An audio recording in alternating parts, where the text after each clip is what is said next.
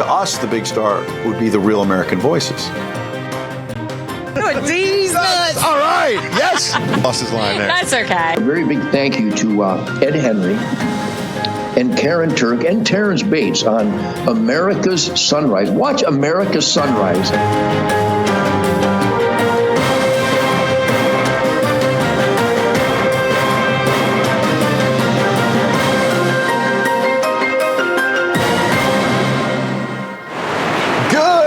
Patriots, welcome to this American Sunrise. Live from West Palm Beach. Awesome start to the day. And live from our Denver, Colorado studios, happy Hump Day Wednesday. Good morning, Ed and Karyn. Good morning. Great to see you. Everybody's fired up this morning. I got to tell you, they were fired up in the Granite State yesterday. And I know you saw this. We were streaming live the president's remarks. President Trump was speaking at a ladies' political function, I guess you could say, in New Hampshire. We were all over it. And then he was sort of opening up a volunteer headquarters. And it's interesting. Pretty small state. Loud voices for Donald Trump. Watch.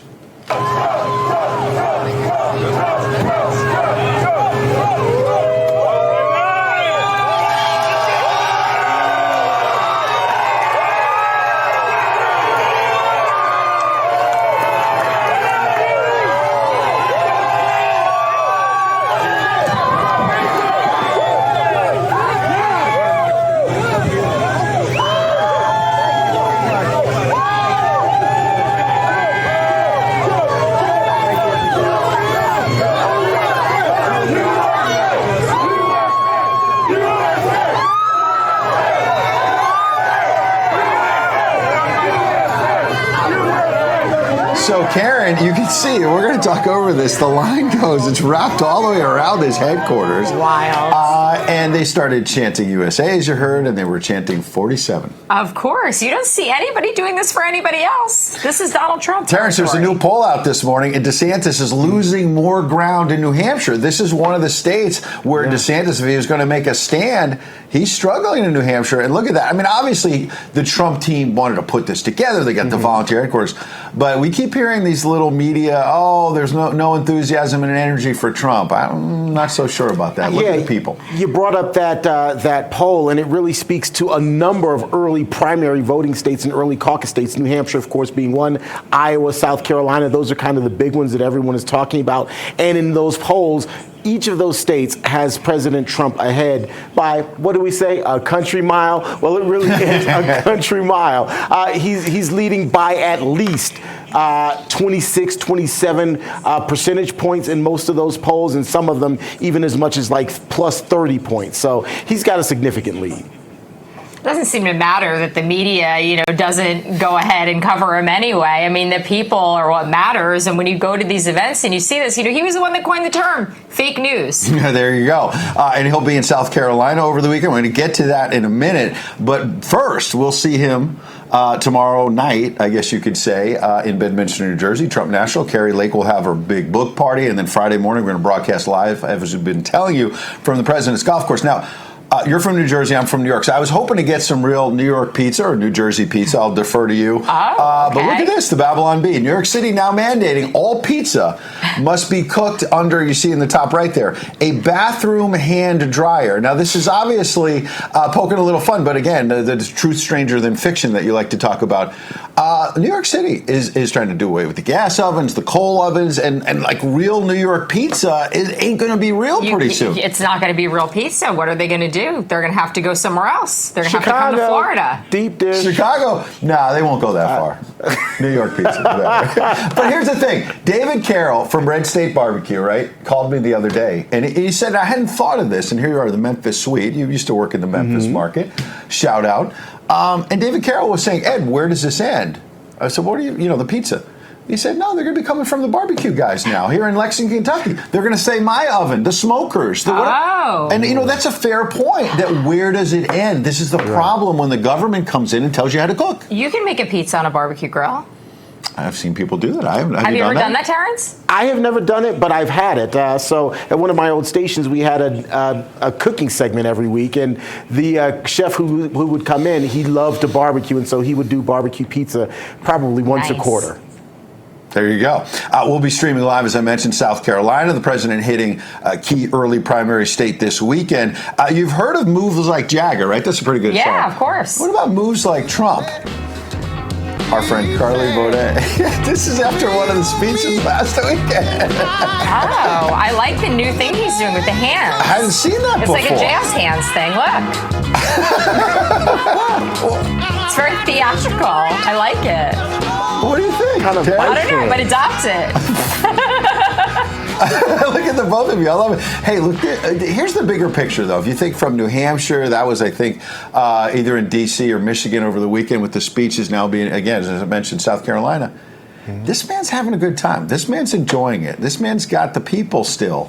And maybe, they're just going to keep indicting him. Georgia might be coming this summer, and maybe a January 6th indictment in D.C. But Terrance, as you mentioned with these polls, he keeps rising somehow. And I think there's a freak out in the Democrat Party about what to do next. And I will say, one of the things I find interesting is that he has all of these events he's doing, and I guess technically one could define them as campaign events, but they're not explicitly campaign events. He's being invited to these events where he's speaking, he's using the forum to campaign, to lay out his platform, but it's not an in-your-face campaign event. And I think maybe that's also helping kind of some of the mystique, or adding to the mystique, because he doesn't appear to be out there just in-your-face campaigning, but he's still getting the message out, he's still rallying voters. Yeah, the energy is infectious. Look at the office opening. Look at all the people that come out for him. Yeah. And most importantly is how you're going to govern. So he's been doing this Agenda 47, putting out these videos, substance on the border, on the economy. But look at this meme from over the weekend. Elon cuts 90% of Twitter staff, and it's still working pretty fine. Should we try that with the government next? This was kind of tongue-in-cheek, Karyn, but it made me think, Donald Trump has talked about this Schedule F, I think it's called, about basically ripping out a big percentage of the political appointees in Washington, the swamp, as we talk about. And if you think about Twitter, cutting all that, and they said, they'll never be able to run Twitter. Now Twitter's running better. It's going to be more profitable in the long run. You got to do the same with the federal government. Oh, yeah, we've tried chipping away at it before. It hasn't worked. We need a total overhaul at this point. No doubt.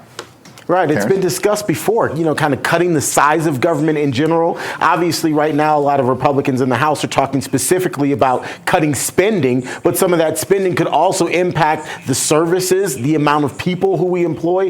All of those things are things that have been considered in the past. Unfortunately, it's just not happened. Maybe it'll take a Trump 47 to implement some of those changes and save us all a little bit more money. That's right. The mainstream media won't talk about this story. We'll put it up from ABC News, though. It's on their website, but you're not going to see this stress today.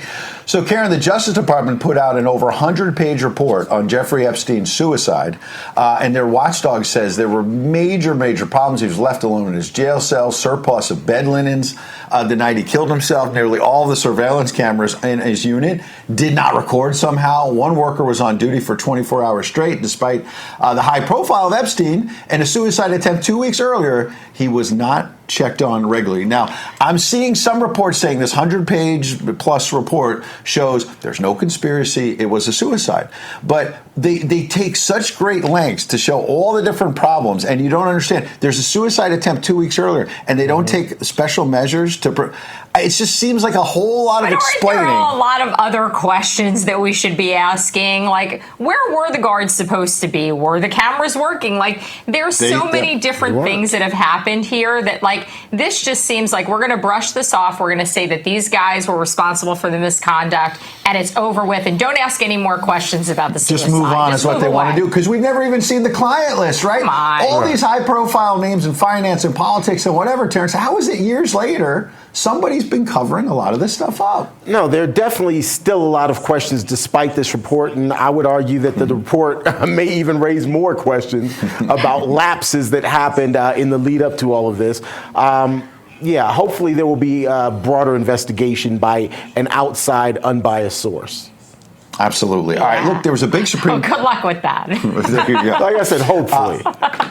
Hopefully. Hope springs eternal. We like your optimism, Terrance. We do, sunny side up. There might be a little pessimism that you're throwing there. Or maybe not pessimism. Sometimes. Maybe it's a reality check. How about that? Gateway Pundit has this story we don't want to miss. Again, mainstream media is spinning this immediately as Trump took a big loss And here it was a strike by the Supreme Court against crazy election conspiracy theories. But the Gateway Pundit frames it a little different. So the Supreme Court, which is supposed to be conservative, guys, or at least lean that way, came out in this case, and I'm sure you know about Terrance in North Carolina, where you've spent a lot of time, and they go 6-3 and basically say that state legislatures should not have a whole lot of power in federal elections. Now, the Trump side had been pushing for that, and that basically, if you want to root out fraud, state legislatures have to take on a bigger role, guys, to root out this fraud. Right. And basically, the left has been saying, no, that's kooky election conspiracy theories, and keep the state legislature out of the federal elections. And unfortunately, the conservatives on the Supreme Court kind of agreed.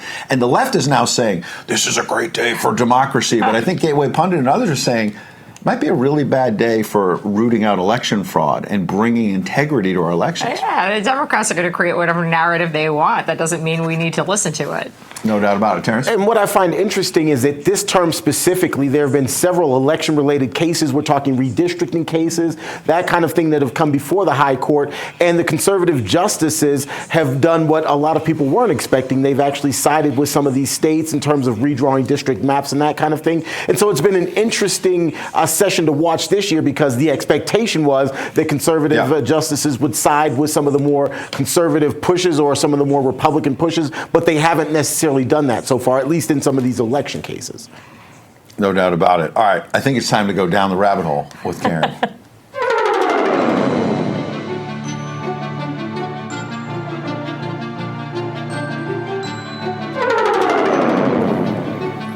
Now, I don't know if this is related to the genetically modified chickens we've been talking about, but this one's a little kooky, Karyn, and I knew I could put you on the case. Yeah, so, of course. A Turkish homeowner came across an abandoned underground Turkish city, which in and of itself could be a rabbit hole, that once housed 20,000 people. Now, the spot is the largest excavated underground city in the world, we're told. But here's the key. He found it after chasing his chickens through a hole. Please unwind this for us. Well, chickens. I want chickens. Someday I would like to have chickens. I like chickens. Okay. And this like in man your yard. right, in the yard. And the chickens went down this hole. So, of course, this rabbit hole, the chickens go down the rabbit hole. What is it, a chicken hole? You have to go down. It's a chicken hole. Yeah, it's a rabbit hole. I mean, it was a rabbit hole. And then all of a sudden there was this city, this underground city.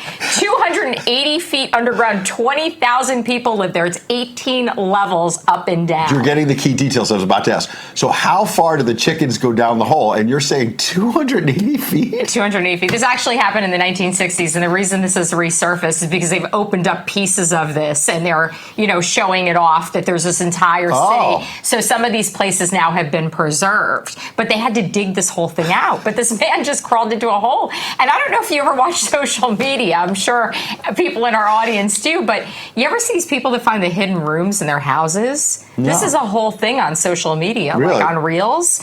People find hidden rooms. They pull up the carpet. There's a door. They go down the door. There's a speakeasy in their house. What?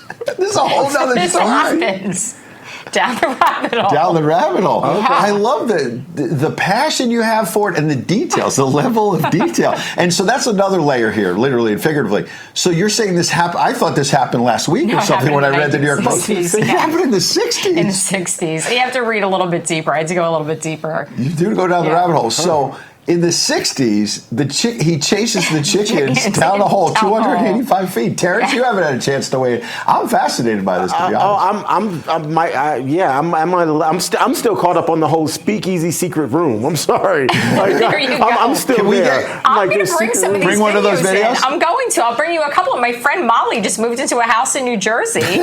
Maybe we should pay a pilgrimage while we're there. And she found she has a hidden trap door in her family room. And there's a speakeasy in her house. Wait, how far is it from Bedminster? Can we search? We can. Okay. We actually can. I don't want to give away the town she lives in, but So I've call got her. questions. So in this speakeasy, are there full bars and is it furnished still? And it had like a stairway, and there were some I recall that there was some like dusty bottles. Like it looked almost like it was pretty incredibly preserved, but she's going to redo the whole thing because that's what she does. She decorates. So Carolyn is in a live chat on Getter saying hidden rooms with a question mark. She seems skeptical. But the Nutcracker says gambling rooms, comma, distillery, etc., as if the Nutcracker has seen these videos you're talking about, that people find that maybe back in the 20s, Prohibition and other things, that there were secret drinking rooms, gambling rooms in various places around the country. And I'm sure some people do this in their house to be cute and to be, cool and have how cool is it to have a speakeasy in your house? So what do you think is the lesson that you glean from what happened in Turkey? Are there any lessons you take away? I mean, the lesson is you never know. You never know where your chicken is going. You never know where your chicken is going. Be careful when you're chasing your chickens. That's right. There you go. Why don't we get to Jesus Calling? Sure. We can. We can do that. That was a good rabbit hole, I got to say. That was a good rabbit hole. Jesus Calling today. Taste and see that I am good. This command contains an invitation to experience my loving presence. It also contains a promise. The more you experience me, the more convinced you will become of my goodness. This knowledge is essential to your faith walk.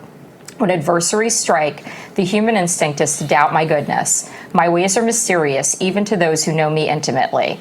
As the heavens are higher than the earth, so are my ways and thoughts higher than your ways and thoughts. Do not try to fathom my ways. Instead, spend time enjoying me and experiencing my goodness. And this comes from Psalm 34:8.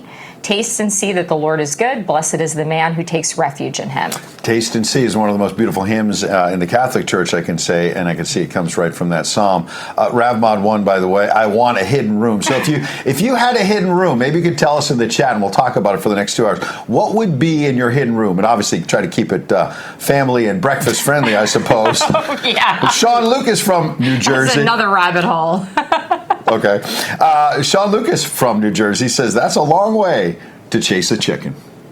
Yes, I agree. No truer words have been spoken. Terrance, I know you got some headlines. All right, guys, let's start here. Hundreds of billions of your tax dollars are believed to have been stolen as part of COVID-19 relief programs. That's the word from the U.S. Small Business Administration's Office of the Inspector General. The SBA IG's office is out with a report that finds at least 17% of all funds related to the government coronavirus economic injury disaster loan program, as well as the Paycheck Protection Program, or PPP as it's known, were given out to potentially fraudulent actors. In terms of dollars and cents, that amounts to more than $200 billion. The report also blames lax controls in a rush to disperse those funds for robbing you of your tax money. Despite the IG's report, the SBA argues the fraud is actually closer to $36 billion.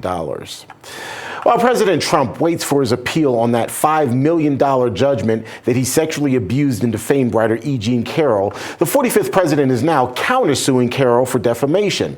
Mr. Trump is claiming that the 79-year-old falsely accused him of rape. The suit was filed in Manhattan federal court on Tuesday and comes on the heels of one jury verdict that found the former president liable for Carroll's claims.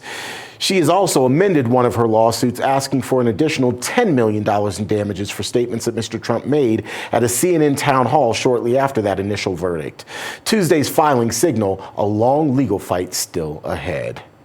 Meantime, it appears President Trump will lose his bid to move the New York criminal case against him out of state court and into federal court. The federal judge hearing arguments from Mr. Trump's lawyers on Tuesday that federal court is the proper venue for the case against the former president because the actions in question happened while he was president, says that he's inclined to side with prosecutors and keep the case in state court. Ahead of releasing a written ruling in the next 2 weeks, the judge was quoted as saying, "The argument is very clear that the act for which the president has been indicted does not relate to anything under color of his office." The Trump legal team is trying to move that case related to hush money payments for Stormy Daniels to federal court in hopes of ultimately getting the case dismissed. I'll have more headlines coming your way here in just a little bit, but now let's get you back to Ed and Karyn. Guys? All right. She showed me videos of some of these hidden rooms, and people in the live chat are saying they've seen it as well. Karyn was right. I have a friend. Hidden Molly. gambling rooms around the country. Yeah. I was wondering, because when you were talking about hidden rooms, I'm thinking basement and the rabbit hole. But people find stuff in the attics too, right? All kinds of artifacts and old things. barns. There's so much. Right. So why don't you tell us what you're seeing out there? Go ahead. Yeah, now I'm just thinking, I've apparently watched too many horror movies because when I think of hidden rooms, my mind goes completely somewhere else that's frightening. All right. Oh, well, let's make some good memories and counteract that trauma. We are looking forward to that, Terrance, as always. That was a great rabbit hole. It gives us a great start. Yeah. All right. We're going to talk to David Terrace coming up. He's a great attorney here in the free state of Florida. Going to give us a little insight into, there's going to be some changes here to the trial that's coming up with President Trump. What does it mean that they're moving it to Fort Pierce from Miami? What's the jury pool going to be like? And what are some of the early decisions by the judge, which was a judge nominated by Donald J. Trump, by the way. We'll take a quick break. 81 million votes my ass on the way out. We're going to see Kari Lake tomorrow night. She's got a book out right now. Check it out and go to mailmanmediamusic.com and download the #1 song. I can't afford your gas. It's bad inflation across the nation. 81 million votes my ass.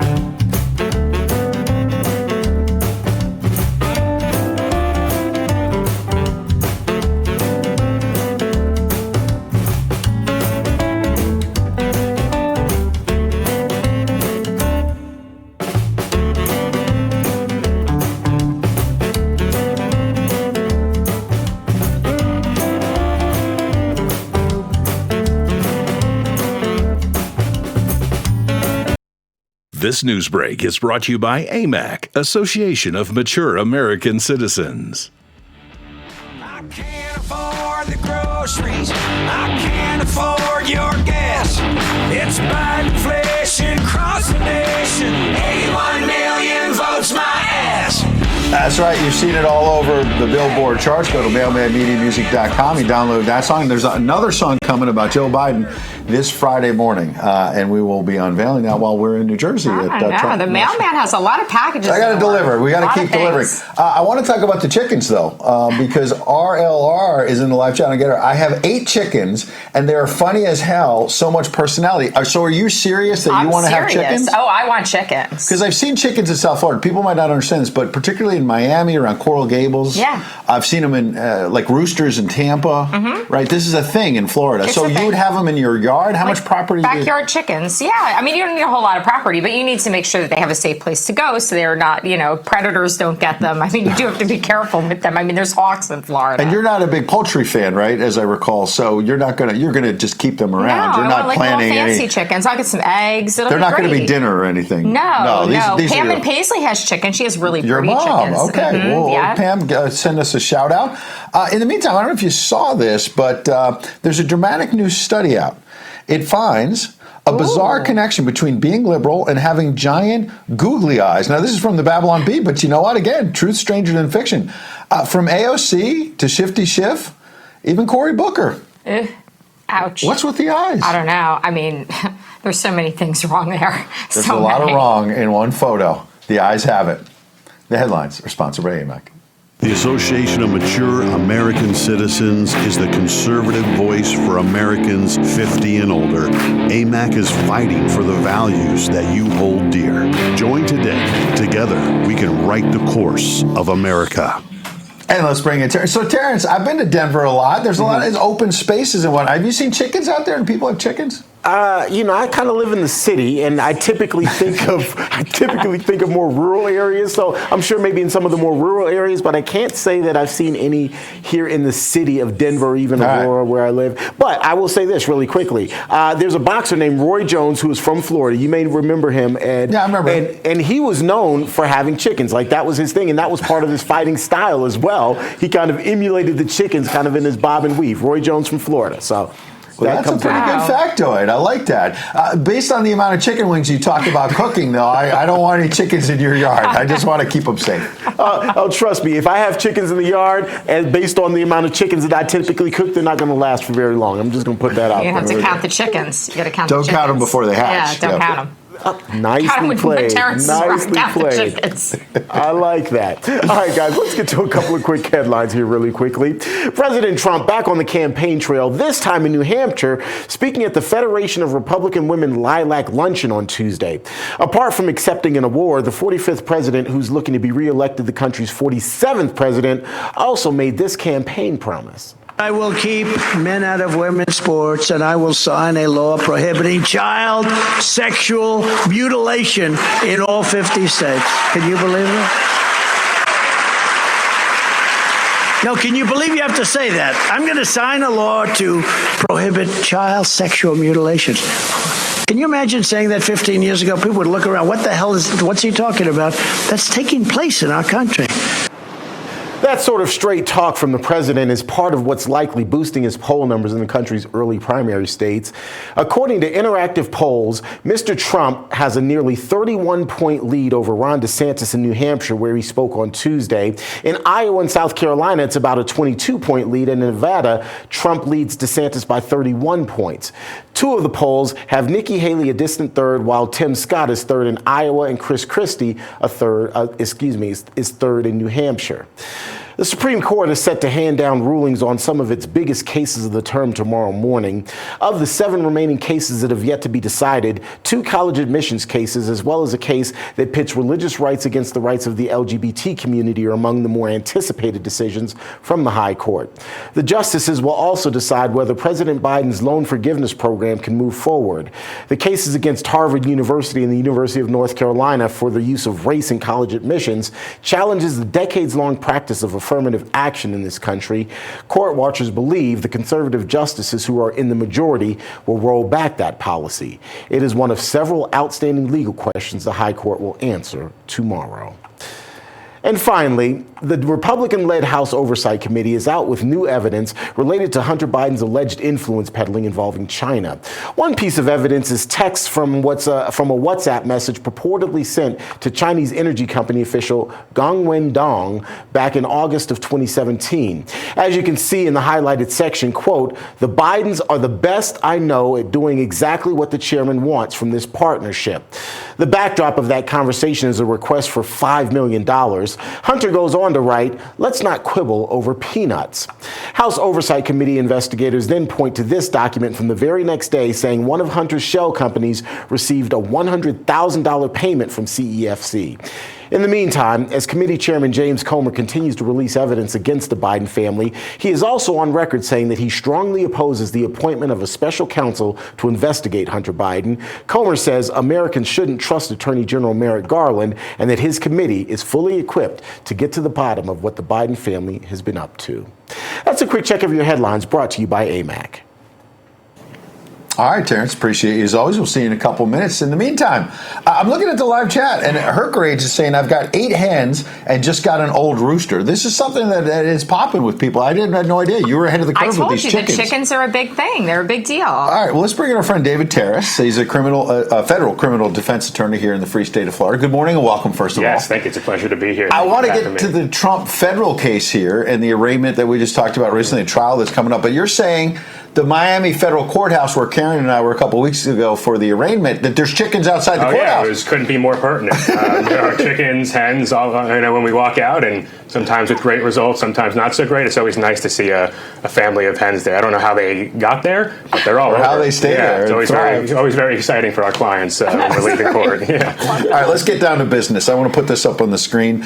Gabe Gutierrez from NBC, I think, was in the courthouse. Judge Eileen Cannon, who was nominated by Trump, as we all know, has now set a trial date of August 2023. So this is going to start getting going later this summer, potentially, for the Trump classified documents case. Unlikely this date will hold, he wrote. Also sets a deadline of late July for pretrial motions and future hearings that are going to take place in Fort Pierce instead of Miami. So 2 things there. First of all, we'll get to the timeline of the trial, and Karen's going to jump in here, obviously. But let's start with Fort Pierce for people who don't understand. We've talked a little bit about it. So Miami, there was an expectation there's going to be some Cuban Americans, some potential supporters of Trump. The jury pool might be positive for him.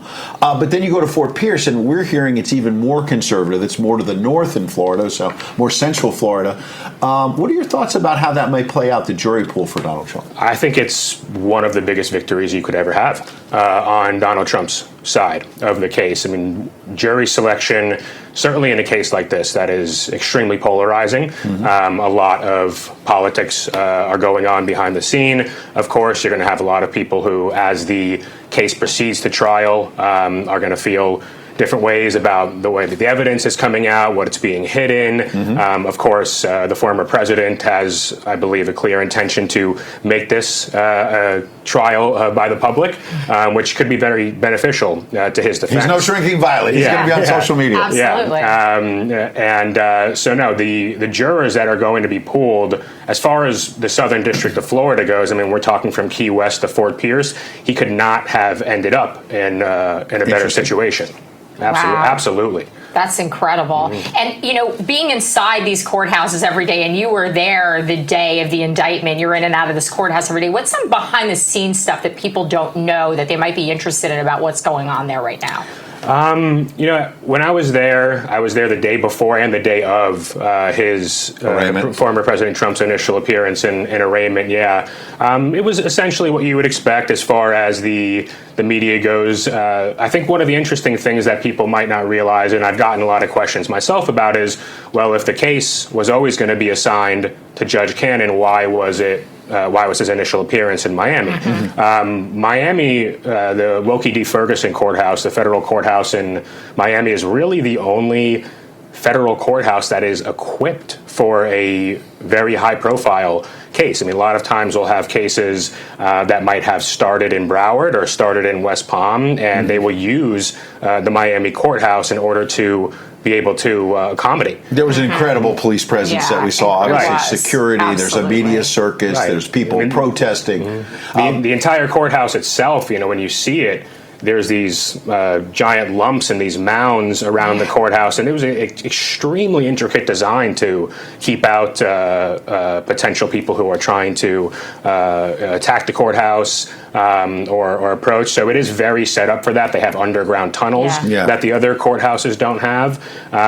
Even in Judge Cannon's order setting trial, she does have this little line in there that says, the trial will be proceeding at the Fort Pierce, and pretrial hearings will be proceeding at the Fort Pierce location unless certain modifications are needed. So I know that there is a lot of talk about, can a Fort Pierce courthouse accommodate a trial of But let's talk about the timeline then. We just got over a minute. Which is, if this were to get going in August or September, and then there's going to be more motions, this is going to play out in the early part of 2024 when Donald Trump's already facing a trial in New York State. And you've got the primaries coming up. And so how would this not be election interference where the man's going to be kept off the campaign trail? There may be judicial orders to not speak out about the case and keep him off social media and his First Amendment rights. How do you see all that playing out? The discovery orders that are in place, especially related to CIPA and the Confidential Information Protections Procedural Act, are going to create a lot of discovery issues here. I mean, to a level that's never been seen before. They're already in the filings talking about needing delays to accomplish the goals of CIPA, of this statute. There's going to be a lot of motions to compel. There's already signs that the prosecutors and the government are trying to limit the defense's ability to file pretrial motions and the timetable on that.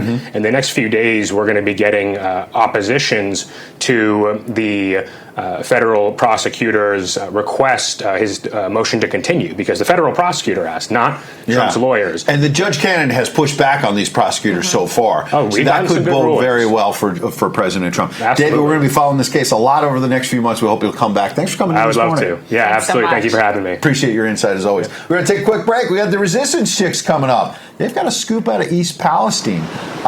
Mainstream media never really went. It's not that they left. They never really went. They've got the scoop. We're going to talk about it. And we're going to have our own great correspondent, Carolyn Ryan, as well. She's live right after a quick break. Are in good order, and I am not suicidal.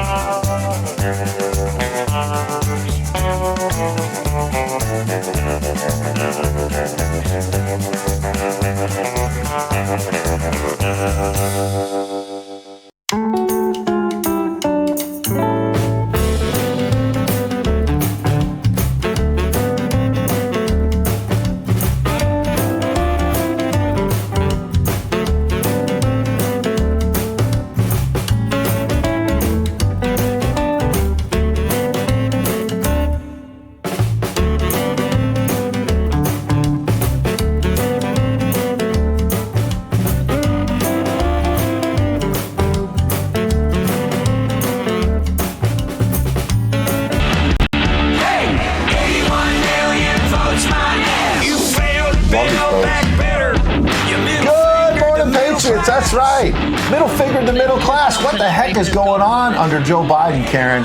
I think this music is speaking to a lot of people. Not just obviously, that's why it's number one on Billboard. There we go. It's been number one on Billboard. I appreciate Pearl is in the live chat on Getter. Ed, Karen, and Terrance, love your show, and that's what it's all about. We appreciate the audience. It's we the people. It's these real American voices, and we want to also thank some of our partners, like the Wellness Company. We'll put that up, twc.health/RAV, Dr. McCullough, and so many other great patriots. We spoke to one of them yesterday. In fact, a lot of people not feeling 100% coming out of COVID. You see right there the supplements. Dr. McCullough's Healthy Heart and Muscle formula is there. And the one in the middle, Karyn, Spike Support. Did you get a chance to take yours today? I did not. See, I take mine bright and early. I know you have it here. I got it right on my vanity. And so every morning I take it with a little bit of coffee or water or whatever the heck is there. But the point is that it's really good for your immune system, especially since we're about to travel. We'll be heading to New Jersey to the President's Golf Course there, the golf club in Bedminster, New Jersey, talking to Carrie Lake and some other great patriots. But we want to make sure you're supporting the great patriots at the Wellness Company. Absolutely. I'm going to take mine right now and get my little pick-me-up from the green tea. There you go. Looking forward to that, and we'll see the Resistance Chicks in a couple of minutes. In the meantime, let's turn to another great patriot, our outstanding correspondent, you see, almost every morning here on American Sunrise, Carolyn Ryan. She happens to be based in the state of Georgia, where there was a report. We talked a little bit about this last week, about election fraud, ongoing problems there. We often talk about Maricopa County in Arizona, but let's not forget Georgia, Karyn. It's not. And Carolyn, this report was very troubling about the machines that Mike Lindell and others talk about, and yet the officials in Georgia say they're going to keep using these machines in 2024. What's going on? Yeah, good morning. So Georgia will be in the headlines a lot now through the election. Really, there's no path to the White House unless you win Georgia. So, yeah, voters here in the state of Georgia already had doubts about the security of our elections. But after this bombshell report was released last week, it has only gotten worse. This 96-page report confirms what many of us have suspected since 2020. There are dangerous vulnerabilities in our voting system, specifically that the Dominion voting machines used here in Georgia can be hacked and that votes can be flipped. Now, the report had been sealed from the public for the last 2+ years, almost 3 years, and perhaps now we understand why it's being reported that Georgia's chief fraud denier, aka Secretary of State Brad Raffensperger, tried to keep it hidden. The Halderman report looks specifically at Dominion's ballot marking devices, or BMDs, which are Georgia's primary form of voting. They basically print out a QR code after you vote, and that QR code is what the scanner tabulates. Well, the problem is humans can't read QR codes, so you really have no way of knowing if your vote is being cast as you intend. Halderman's report says attackers can alter the QR codes on the printed ballots to modify the voter selections. Now, federal authorities have verified Halderman's findings, and so have more than 20 cybersecurity experts who have publicly come out to defend the findings in the report and urge Georgia and other states using Dominion machines to take action.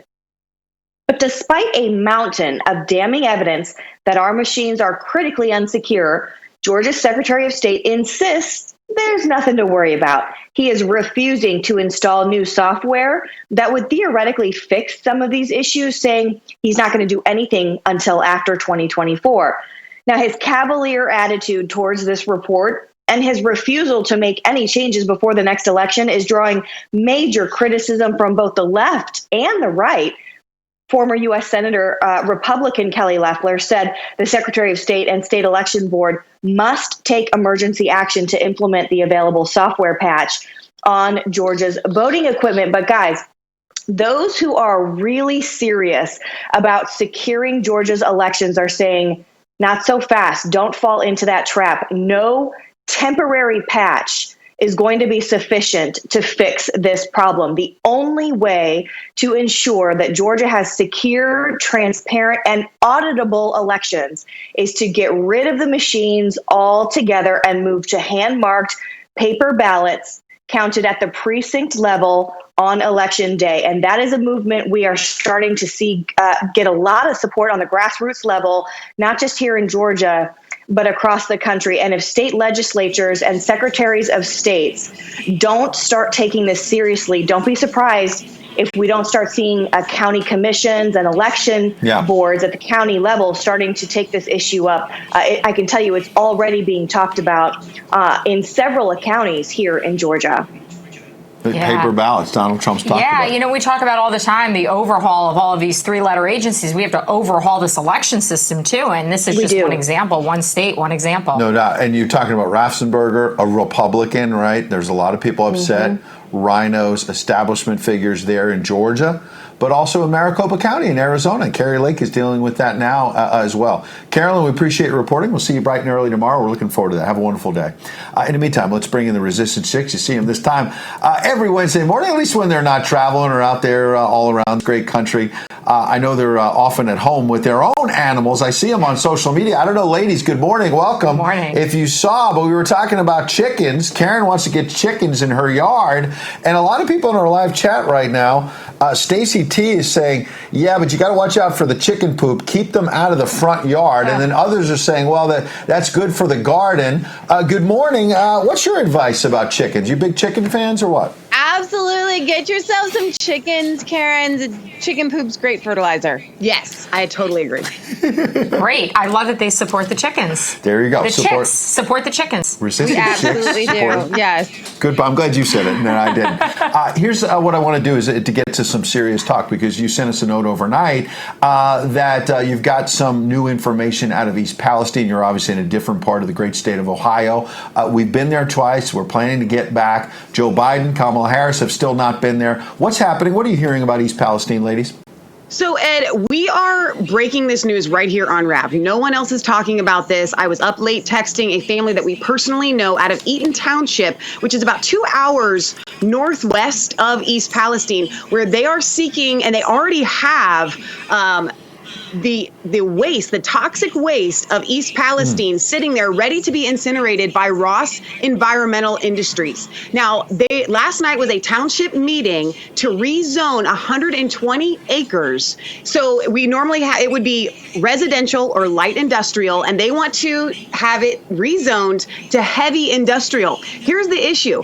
I think this is an Aaron Brockovich, like Hollywood type story that no one is talking about right now. What is happening to the East Palestine waste? They are seeking to incinerate this waste. Okay, that sounds fine. Ross claims that it's completely inert once it's been incinerated, and they have the white ash. They want this 120 acres to do, or excuse me, 120 acres to do a 23-acre monofill for this hazardous waste ash that they will then combine with lime that will create a 50-foot high embankment of some sort of concrete type material that is actually really dangerous. The EPA, Ross claims that this white ash from incinerating the toxic waste like out of East Palestine is completely not hazardous to humans, but the EPA claims that it is. So last night was a meeting. Each participant, each resident was given 2 minutes to talk. At the end of the meeting, it was decided and suggested by Ross's attorney that they kick the can down to July 12th and then decide. However, Ross's attorney says no more public comment. This is completely egregious. Ross has been dumping since 1949, and this land can't even be used for daycares anymore. And so they want to expand their reach. Right. I want to get Karen in here, but just to be clear, so when you talk about incinerating leftover waste, I assume that means leftover from the chemical spill? Yes. The disaster site. They have taken the waste from East Palestine. It is sitting there ready in storage, waiting for this rezoning, so then they can now incinerate it, then put it in these monofills. And then what goes in the air when they insert it? What's in the air? People were telling us, Karen, when we were there, that they were smelling things at night. Their eyes are burning. Kids had marks on their bodies, even before this. And Mike McCullough, who's a friend of ours who we met at the Golden Dawn Diner, was texting me yesterday and said the local news is reporting that they finally did a massive cleanup there, which I think is very interesting. And how do you define cleanup? Exactly. Remove the contaminated soil by trucks and in the drainage ditch near the waterways and the site of the crash. We're going to have to get back there in July, it sounds like. It sounds like July is a pivot point here, but go ahead. I don't want to cut you off. No, they have to go somewhere. And so Ross is one of 24 heavy waste incinerators in the country, like the whole country. This is regulated second to only nuclear power plants. I mean, this is a really big deal. So to me, the most egregious statement that I got from one of the residents, Karen Johnson, she said that the Eaton Township trustee, Jason Manchin, in a recent meeting said that if all the trustees voted down the proposal for Ross to rezone this land, then Ross would turn around and sue them, and that the township didn't have a way to fight a multi-million-dollar lawsuit. So they're not taking into consideration the safety of, admittedly, self-admittedly, they are not, and Lorain County Planning Commission is also admittedly not taking into consideration the health and safety of the community. They are just pushing this forward. They are being strong-armed, and Ross has done some donations to the township in a big way, and so the township might be feeling a little bit like tit for tat, pay for pay. Hey, let's seed some money here for the township. Wow. Let's throw some money around. That sounds so very I'm asking swampy. everyone to contact Eaton Township, to contact Lorain County, to contact even your local media to get coverage on this, because we need to do you have any contact there? These trustees. I don't have any contact. I'm sure you can just go to their Eaton Township. Okay, you were texting Karen last night, so maybe just send it to her later in the show. We have our friends literally live 3 miles from where this is going to go. Unbelievable. Yeah. Ladies, I'm looking at our live chat, by the way. A lot of people are responding to what you say, as they always do. But Nini7 said this a minute ago. Good morning, RAF fam. It's a great morning to make a difference. And I read that, and I thought, It is. and you see all these people saying they've been nuked and forgotten, and people are reacting. They have. You ladies just made a difference by telling us that story, and we're going to follow up on it, because you're standing up for people that have been forgotten by the Biden administration. Let's just say it. Absolutely. Yeah. God bless you both. They're trying to cover this up. They are. And we had some fun stories. We'll have to save them for next week. Ladies, we appreciate you every single week. And don't count the chickens before they hatch, all right? All right, we appreciate it. Thanks, Ed. Thanks, Karen. All right, we'll take a quick break. We're back. What a story. Yeah, crazy. We're going to talk to Beard Vet. We're going to stay awake, not woke, and expose that woke agenda that the Biden administration pushes right after this. 81 million votes my ass. And at first I chuckled. I said, oh my gosh, Hillary Clinton is actually talking about me? That's funny. And then I got to thinking, maybe that's not funny.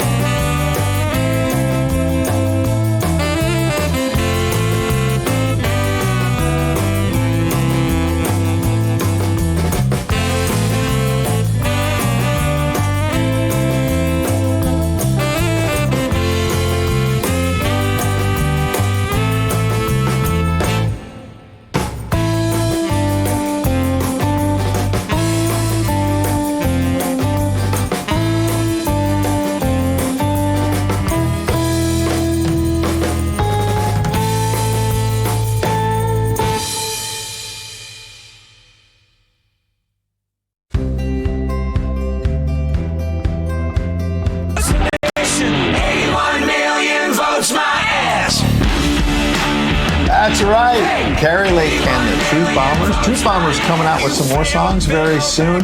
Love that big, beautiful cup of coffee with American Sunrise. Next hour, it'll be a cup of tea with Artillery Tea Company. Cup of coffee. That reminds me of something. Stay awake. I thought you were going to. I wanted to talk about chickens, but that was a nice transition. Yeah. So what does it remind you of? It reminds me of chickens too, because we've been talking about chickens the whole show. So Terrance, want to talk about chickens? We'll talk about chickens. All right, we'll talk about chickens. So Red Robbie's in the live chat. I wanted you to react to this, Terrance, saying, come to the Fort Pierce courthouse for the Trump trial and see our peacocks running wild. I'm telling you, there's birds all over the free state of Florida. Now they got peacocks in Fort Pierce. How about that? Wow, peacocks at the courthouse. That's interesting. That's definitely unique. And I guess, what do they say? A peacock struts proudly. Hopefully, President Trump will be strutting out of that courthouse proudly as well. He was strutting proudly in New Hampshire yesterday. Absolutely, and he has a new dance with the hands that you enjoy so much. Let's get to a little segment that Karen likes to call "Stay Awake, Not Woke."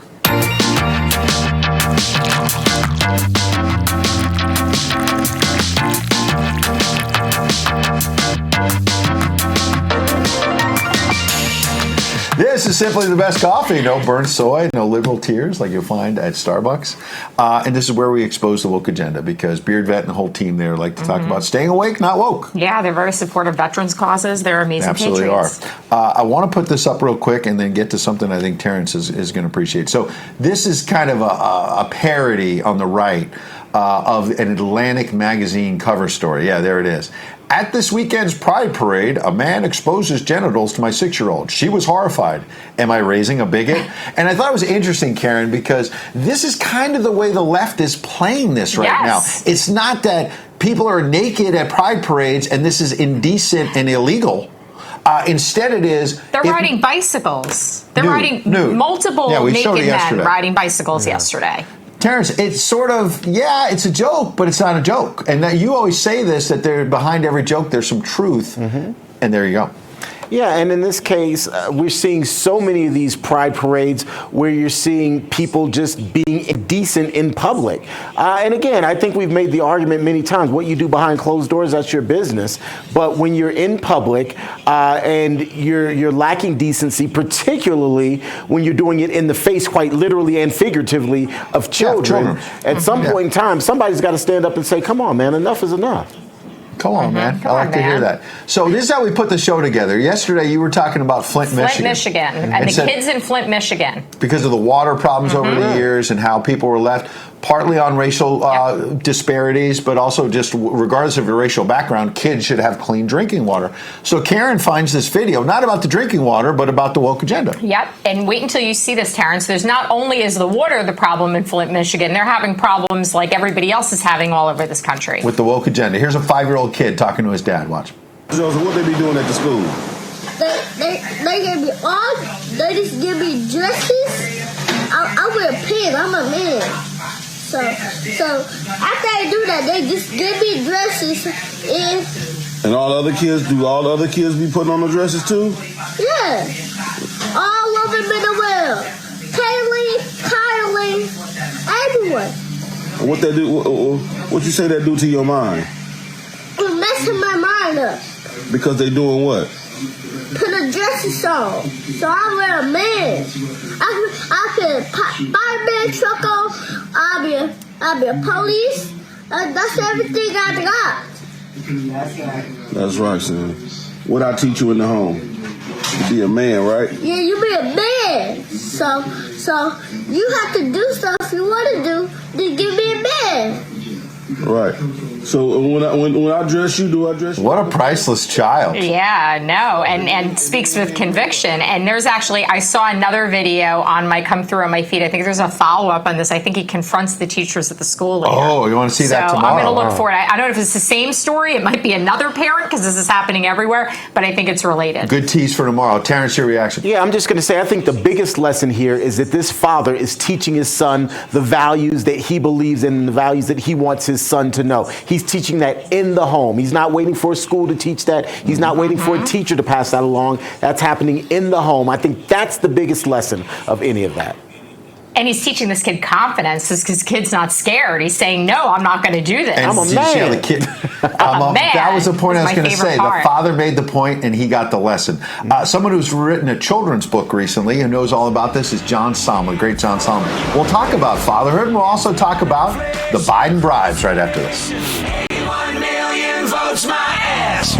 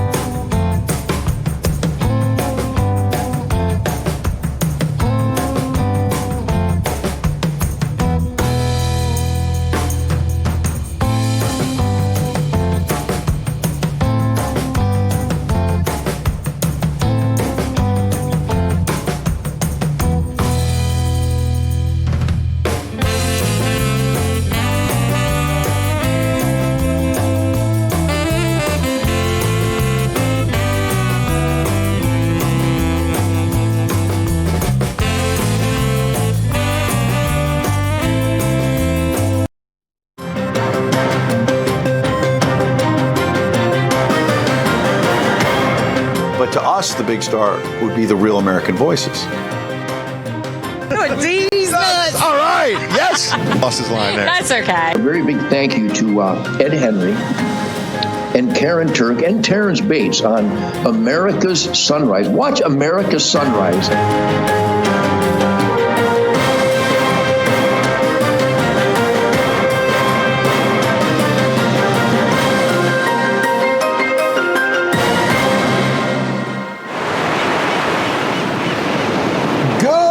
Patriots, welcome to This American Sunrise, live in West Palm Beach, Florida. Good morning. Good morning. What a show.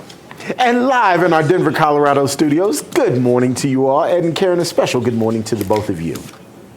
Great good morning to you. I'm excited that John Solomon will be coming up in just a few moments. Already had a great first hour. It's only going to get better with the great John Solomon. Hope you're watching he and Amanda Head every single night, 6 p.m. Eastern. These Biden bribes, the IRS whistleblowers, we'll talk about all that. But he's been ahead of the curve. He's been weeks, months ahead of the curve on all this.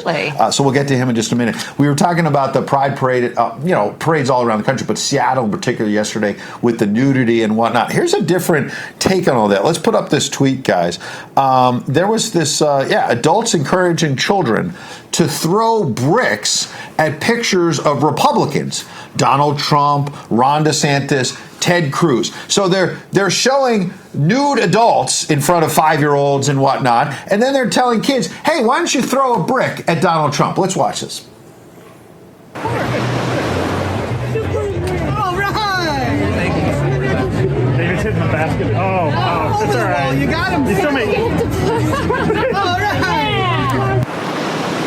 Karyn, it's just a simple question. Like these look like it was maybe fake bricks or whatever. I don't want to exaggerate it. But why are we telling children? Indoctrination? Hey, Donald Trump's over here. Throw a brick in his face. How is this even happening? This is like promoting the people violence. who lecture us about January 6th and everything. Absolutely. Terrance? Yeah, again, it comes down to decorum. I get it looked like it was some sort of fair game or something like that. Not fair, but as in a fair an event. But one would think that, if particularly, again, we talk a lot about age appropriateness, and find another game if you want for the kids. It's something like this. I'm just not so sure it's age appropriate and that they fully understand what they're being taught or what the indoctrination here is. I thought the left was about diversity and let's bring people together. And wasn't Joe Biden in 2020 talking about the soul of our nation and how he was the opposite of Donald Trump? Not really feeling that right now. Games like that corrupt the soul. It certainly does. What about Rachel Levine? We played a clip leading the Health and Human Services, one of the top officials there in that wonderful military uniform, now saying that what they call gender-affirming care, which is really sex reassignment surgery and puberty blockers, Karyn, it's mental health care that must be covered for kids. Let's listen to this and we'll talk about it. It's such an important issue for our youth and adults. As you said, some of these laws are actually extending into adulthood. We often say that gender-affirming care is health care, gender-affirming care is mental health care, and gender-affirming care is literally suicide prevention care. Would that be your view as well? I 100% agree. Right. So let's come up with the extreme and say, if you don't go with our crazy agenda, kids are going to commit suicide. When actually, they're probably increasing suicides by promoting all of this craziness, Karyn. And you talk about mental health all the time. There is mental health involved, but not in the way they're playing it. No, but there's two genders, and if it was actually gender-affirming care, you'd be affirming that he's a man and he's calling himself Rachel. That's what I got. I think you brought it. So you alluded to this, and I think there is something to be said about that this is a mental health care crisis. But the way to deal with it isn't necessarily with gender-affirming care and puberty blockers, but counseling. I think before, while these are kids, there needs to be some counseling happening. These kids need to be able to kind of express whatever they're feeling right now. Yeah. And that we need to put off the surgery and the other things until they're adults and can truly make some valid decisions based on information, based on counseling, based on really having taken an in-depth dive into how they're feeling and why they're feeling, as opposed to go immediately into the gender-affirming care. Instead, they're polluting their minds with more of this stuff and the drugs and the pharmaceutical industry, and that is leading. And just affirm, Rachel, you're a man, you like to wear a dress, you like to wear these shoes, and talk it out, talk about it. But you're right, it's important that you're focusing on Rachel Levine. Natural gender. Because we talked about the kids in Flint, Michigan, the father's son, and how that father was making a difference in his son's life and pushing back on this in the school. And now you have an official, a high official of the Biden administration, who should be setting an example for others about the reality of the situation in two genders. Right. And I think you are so right in saying you have this high official instead who's a man claiming to be a woman and wearing the shoes and the dress and all the rest of it. And I'm not going to pick on that stuff. No, you feel this way, but let's acknowledge it. Right, let's tell the truth. Let's acknowledge you feel this way. You feel like you're a woman, but you were born a man. Your name is Rachel. You want to be called Rachel. That's all good, but you are a man wearing a dress. Right. Because there are two genders, and there is science. And Carly Bonet, out in the audience, I'm going to send you a shout out. She picked up on this and said, hey, choose your warrior. U.S. Army? Come on. Or watch.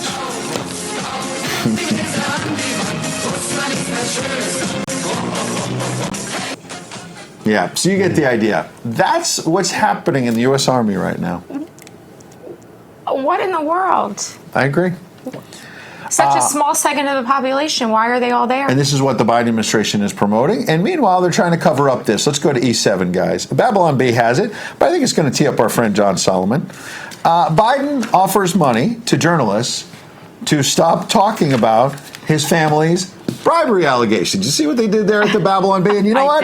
The mainstream media is so compliant, they may just take that money. Absolutely. That's what I got to say. Pretty, again, very true to life. Babylon Bee. Stop talking about the bribes. Take some money to stop talking about the bribes. Let's bring in our friend John Solomon. John, great to see you as always. Good morning. Welcome back. I said it before. You've been ahead of the curve on this, and we applaud you for that. Where are we now? Because I see IRS whistleblowers. I see a plea deal that nobody is buying that might get blown up here. And I see a president who's, it's not waist deep anymore. It's neck deep in bribery allegations. Good morning.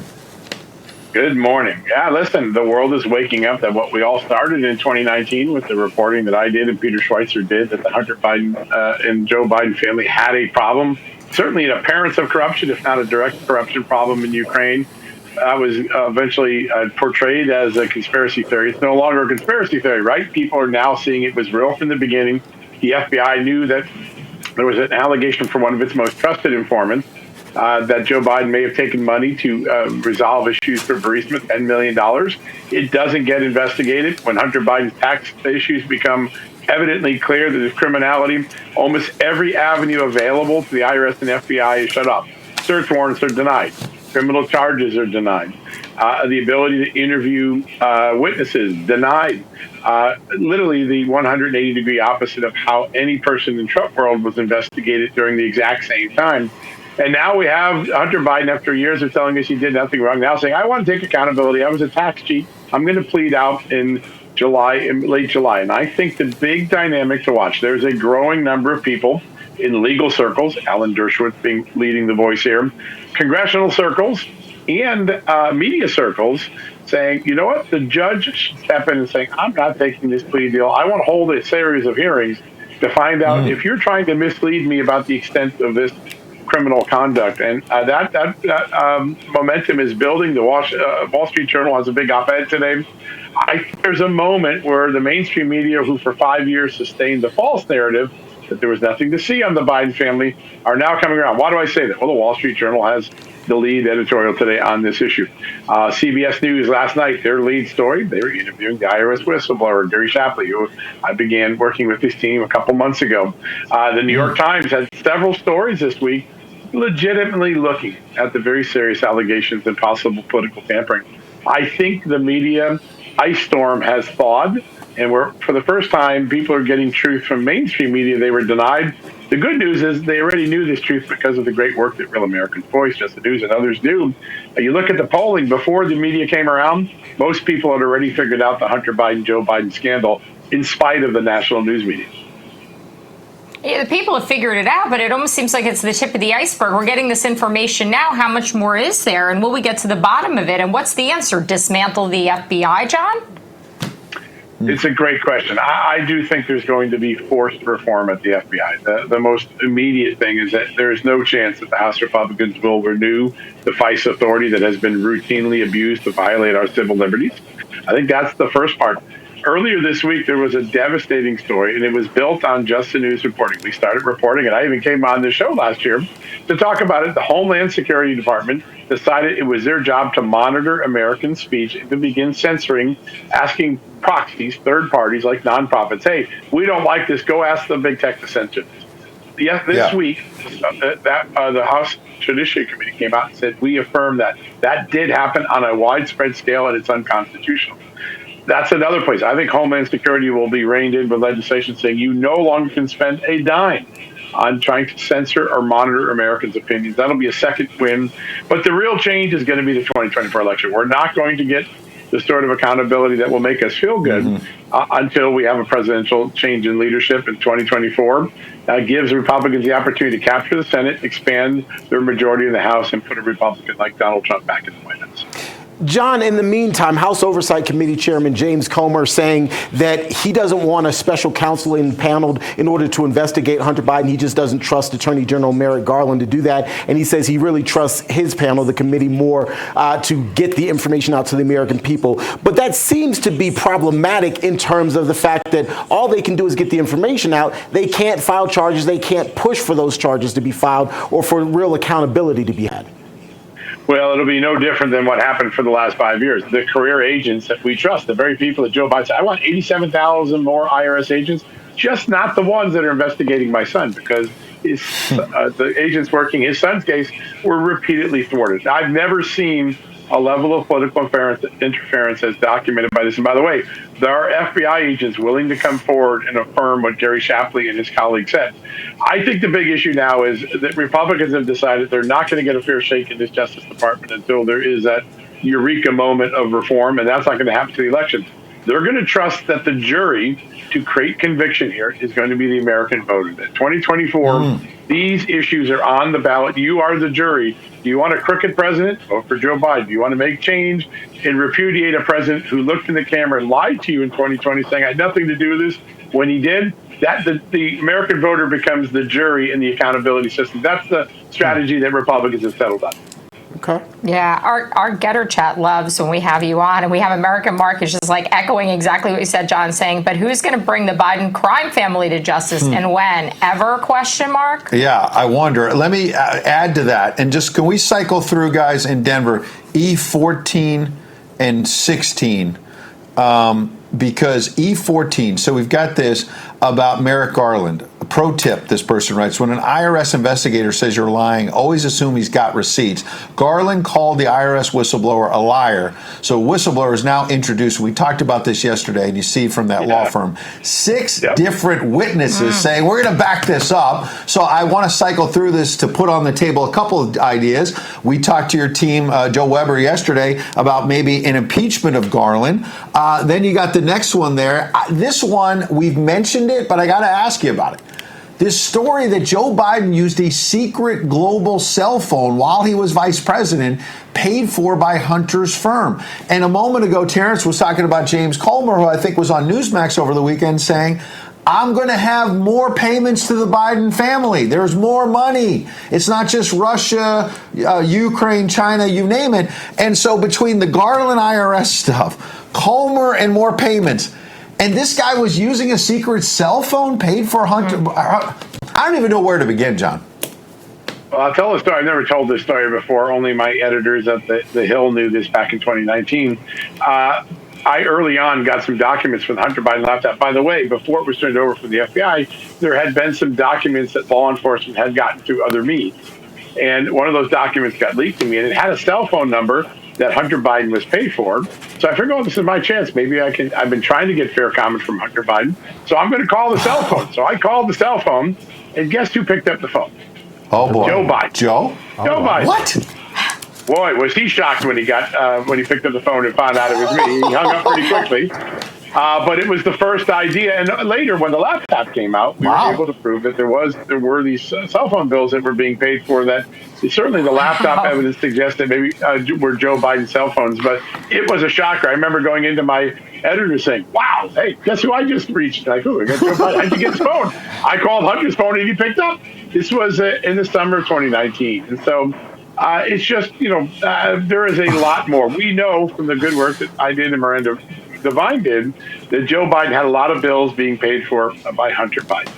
I think that the next big shoe to drop, even before Hunter appears in the court in late July, is that there's a strong possibility that there will be a cooperation by Devin Archer, the right-hand man of Hunter Biden during the early pursuit of foreign money, a man who moved between Joe Biden and Hunter Biden seamlessly. He knows what both guys were doing in all these foreign deals. I think that could be a seminal moment that could put a very dark cloud over this president. Skies are darkening. One other thing I'll put on your map, because I think it's very important. There's another whistleblower emerging right now who provided the Securities and Exchange Commission a detailed report in November of 2016. That's the earliest known instance of allegations of wrongdoing against the Biden family. He is emerging and beginning to cooperate with members of Congress. We could have something on that as early as next week. A lot of information is coming out of the woodwork. The storm clouds are darkening over the Biden family. I'm still trying to digest you calling Hunter's cell phone or what you thought was Hunter's, and Joe picks up. What do you say? Come on, man, or what's that conversation? And then I'm thinking, did he know that it was Hunter's phone? Was he confused? Maybe he thought it was his phone. And a lot of times as people get elderly, their sons pay their bills, so maybe there's something going on there. It does seem like the family enables this man. But Joe told us I had nothing. Yeah, I had nothing to do with the business. Go ahead. Yeah. Go ahead. It was funny. I realized, my God, that's not Hunter. Is this the vice president? And he said, I'm sorry, I can't talk right now. And he hung up. So, but it was absolutely Joe Biden's boss. It was a very funny moment. And, and it was the beginning of realizing that we were on the cusp of something very big. And then, of course, all the Democrats started their counteroffensives and scared people away for a couple of years. But facts are a persistent thing. Whistleblowers are a persistent thing. We're getting the truth, and if it wasn't for Real America's Voice, Just the News, we might, and Miranda Devine, and a few others, we might not have gotten the truth. But thank God we've been digging, and the truth is starting to come through. The ice is blocking. That's been blockading the truth is now thawing out. There's no doubt about it. John, you used the word persistent. I know you're a persistent journalist, so I imagine you probably tried to call back. Did the phone immediately go to voicemail at that point? Did it roll to voicemail ever after that? I never got another call through, sadly, and it was a bummer. But I had to ask. I figured, but I had to ask. Yeah.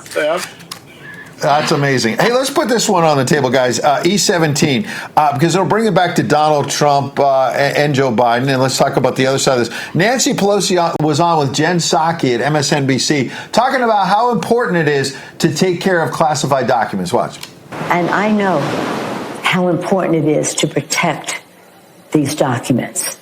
If I were in the SCIF, that's the room that you go in to get briefed, and I just wrote down a few names or a few dates, I couldn't take my own piece of paper out of the room. With the names and dates on it? With the names and dates. I'd have to submit it to the staff to be placed in a vault. I would have access to my information, but I could not take it with me.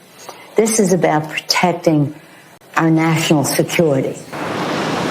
I raised that for a number of reasons. One is I was waiting for the follow-up from Psaki. If it's so important for members of Congress to protect classified documents, why did Joe have documents from the Senate decades later next to the Corvette in the garage in Delaware, and from when he was vice president, when he didn't have, as you've reported many times, the ability to declassify?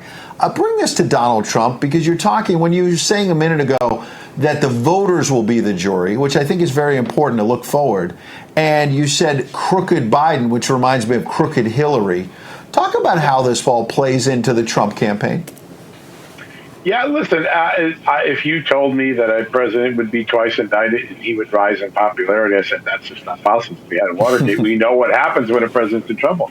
The American people are speaking with a very loud voice. They are, even if they're not big fans of Donald Trump, they're rallying Donald Trump's side now because they understand what's going on. The justice system is being used to settle a political score and to interfere in an election. And that is not just my assumption from why Donald Trump's going up in the polls. Look at the recent polling that's come out. A vast majority of Americans believe the Justice Department is engaged in politics in its pursuit of Donald Trump.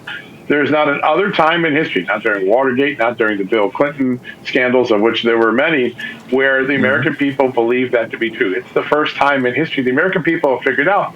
And all I will say to Nancy Pelosi, it's remarkable that she's come to this concern for classified information. She didn't have it when the Eric Swalwell allegations came out. She didn't have it when we learned about Hillary Clinton's email. She was making light of that. She only got interested when Donald Trump was being accused of it. And that interview, they conveniently leave out the second guy that's got the exact same problem, which is Joe Biden.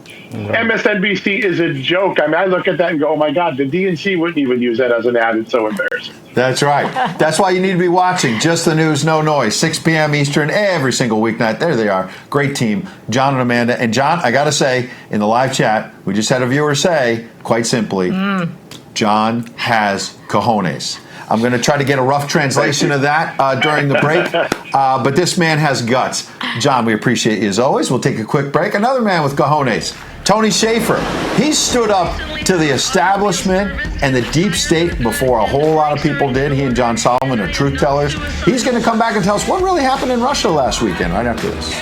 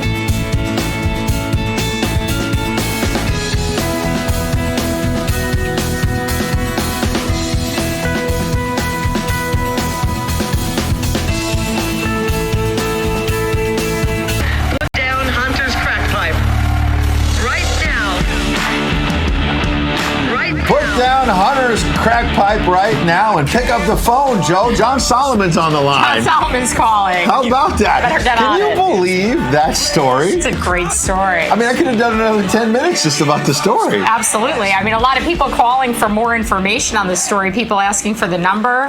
People are saying, give us the phone number because everybody in Real America's Voice audience wants to call Joe today. Hey, Joe! I want to call. Hey, Joe! Come on, man. Joe did it. Joe did it. That's another song. Go to mailmanmediamusic.com, but it's time to drain the swamp.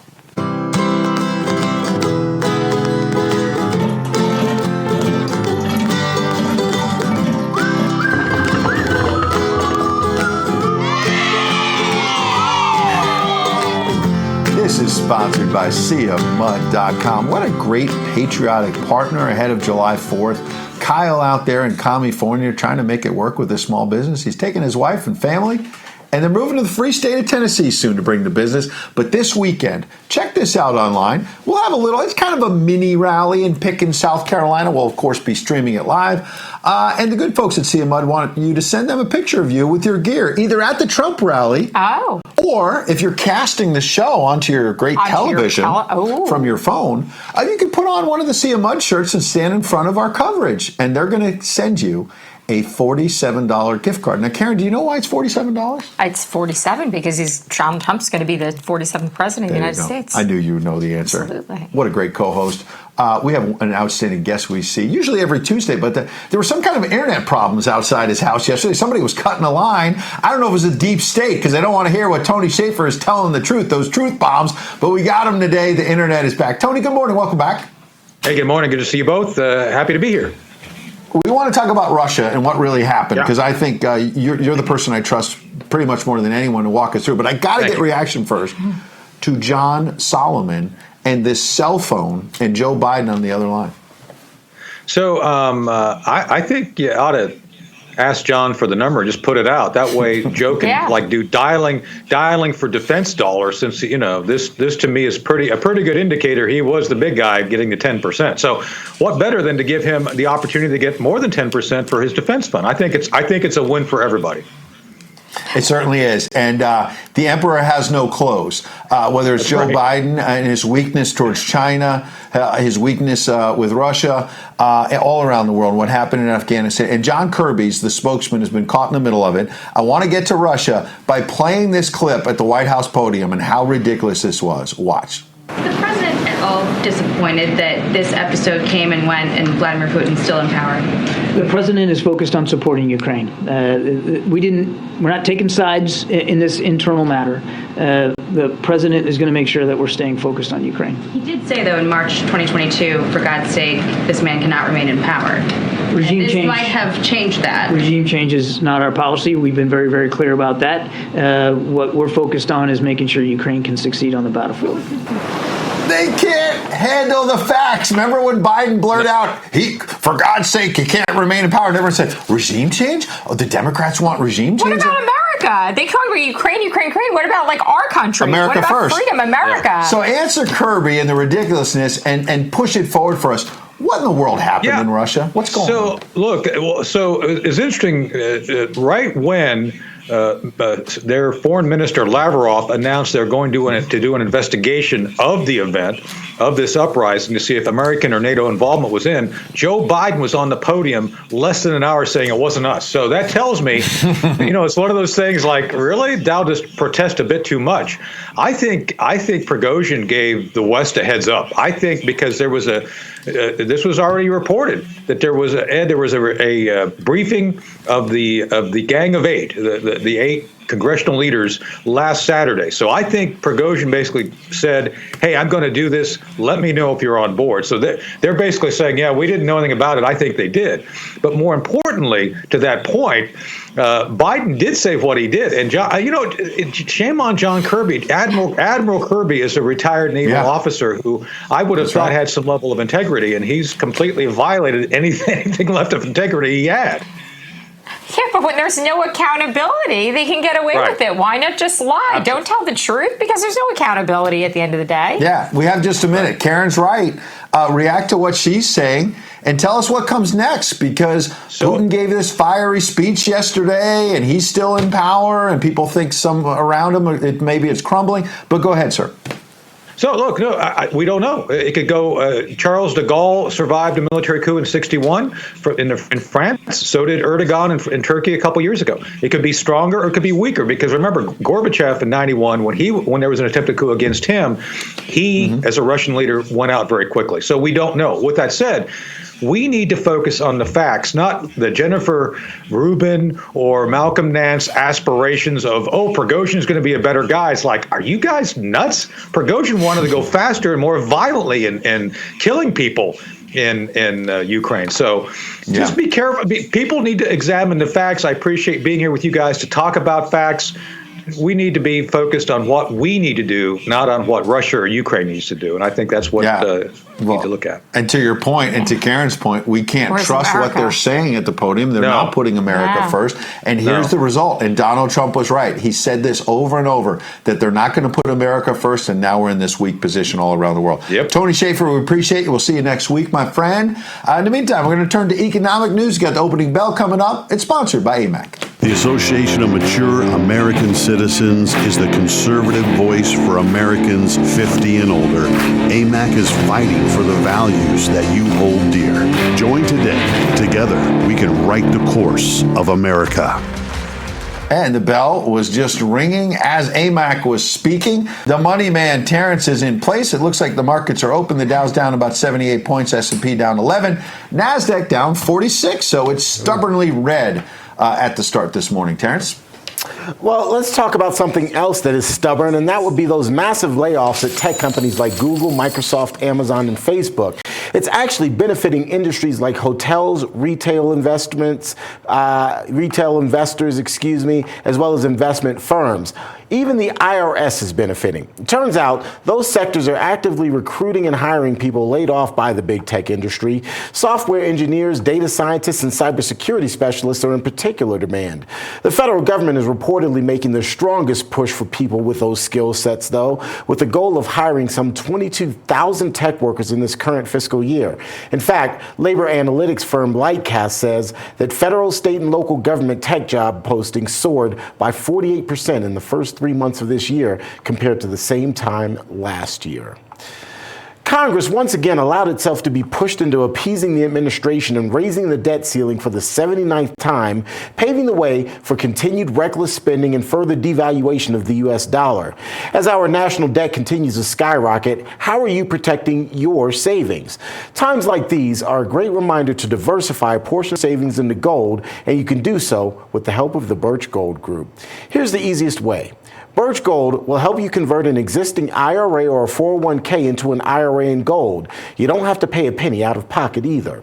As BRICS, which is Brazil, Russia, India, China, and South Africa, band together against the dollar, more and more central banks are now diversifying, and you know what? They're buying gold. Follow their lead and text the word America to the number 989898 for your free information kit on gold. There's no obligation, just information.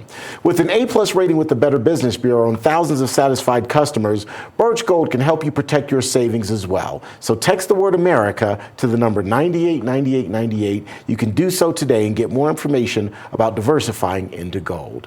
All right, let's get you back to Ed and Karyn now in our studios there in West Palm Beach, guys. I appreciate it. You got a green tie, even though everything's red so far. I like your optimism. Yeah, there you go. Listen, I'm going to keep it positive.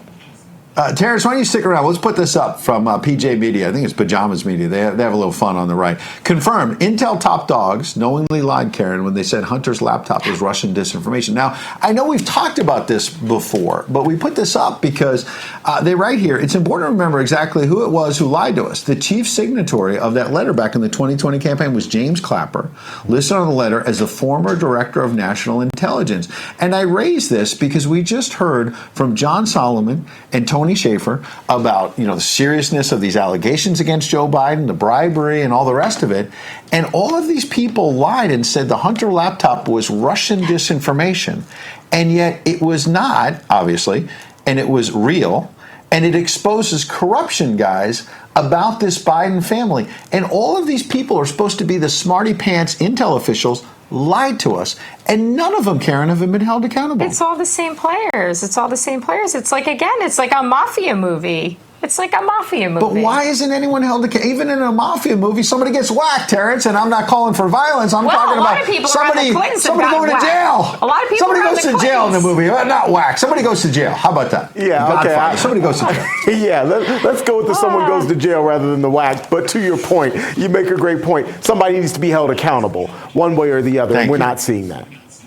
We are not. Maybe we'll get some accountability because we're going to do a 60-second sunrise. Our man in Washington, Joe Weber, is coming up. Brand new poll showing everything's going sideways for Joe Biden. But then I got MAGA Mike telling me, wait a second, he thinks the Biden campaign may be stronger than we think, and Trump's got to get ready for this. Newt Gingrich is weighing in. MAGA Mike's weighing in right after this. 81 million votes my ass.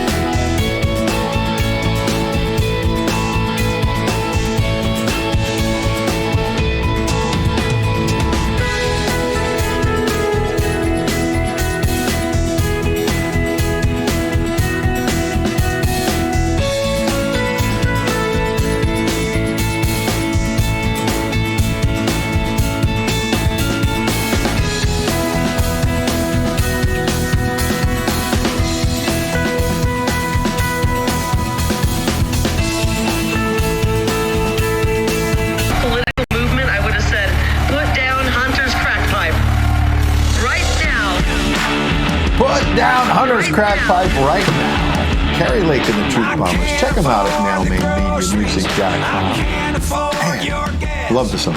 Yeah, still I love going the strong. song. That's why everybody's downloading We're talking to That's people why it's yesterday. #1. We got some other songs in the works. There's some interesting things coming. There's some great things happening. There might be some Democrats who want to do There some might songs. be. Some very prominent Democrats. I don't know if those are going to be Billboard hits, though. I don't know if there's enough It people. might not be as popular, but there are some Democrats saying some interesting things, and we'll see if they want to do a song. In the meantime, let's get to a 60-second sunrise.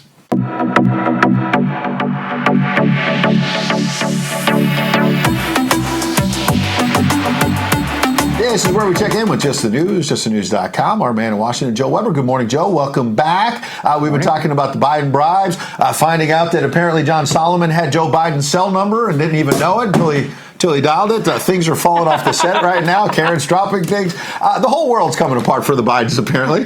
But there's a new poll out suggesting it's not just the scandals on a lot of issues that matter. And look, Donald Trump's been pushing this, whether it's the economy, whether it's the border. People have buyer's remorse. What is Biden facing right now? Okay, so here's the poll that came out this weekend, but it continues to get a lot of attention here in the swamp. And I just really thought it was important to let your viewers know a little bit about some of the numbers and why it's getting so much attention. First of all, it's a Harris poll, and the numbers, it was done in conjunction with Harvard, and the numbers are just across the board for Biden. Let me just run down a couple of them for you. On the economy, everything is what we call underwater, so under 50%. 39% not so good on the economy, 35% on immigration, 37% on crime and violence, and 36% on inflation. And the voters or the respondents, they seem to have this conservative view of how the country is run. Let me just run down a couple more of these numbers. 83% expressed support for cutting taxes, and 82% expressed strength for strengthening parental rights. And I've talked to a couple of reporters, conversations about this with over the weekend, and here's what I think is most important or most interesting. The Harris poll has been around for about 7 decades, right? But in 2017, it was bought by the Stagwell Group, whose chairman and CEO is Mark Penn. And you remember Mark Penn, right? He did polling for Bill Clinton, Hillary Clinton, and now he's sort of become, as known as, sort of disenfranchised with the Democratic Party. So here he is. So a lot of people are really paying attention to this poll. Because and he's a what's going on. serious Democrat, to your point, pardon me, and did polling for the Clintons that was very accurate, even if they didn't always like it. When Bill Clinton was in the White House, said you got problems here, and then he tacked to the middle and won that re-election in '96 because of people like Mark Penn. So you're right. When Joe Biden finds numbers from Mark Penn saying you're in trouble, you're underwater, that could be good news for Donald Trump. Could be. Joe, I got a question for you. I don't mean to throw you a curveball, but I do like baseball, and I'm looking at the live chat. And there's a verified account on Getter. I don't know if you're aware of this. Have you seen this? It's called I have not Joe seen Weber's #1 fan. Okay, and we'll put it up. And it might have scrolled by a minute ago. And the person is calling out to me and said, Ed, tell Joe Webbs, I guess that's your nickname, Joe Webbs. Tell Joe Webbs, call me. Tell Joe Webbs, call me. All right. Now, I don't want to get awkward here, but are you available? Could you call this person if they were somebody you were interested in? Hey, look, I'm a reporter. I take all calls. Okay. Sounds like the door is open. Good. Joe Webbs, lining up some dates here on American Sunrise. It is a verified account. This is real. This is a real thing. This is real stuff. Go follow Joe Weber's #1 fan on Getter. In the meantime, we like him for his reporting, and he's just an all-around great guy. How about that? That's pretty fun, right? Great. So fun. Why don't we get to 2024 is getting saucy.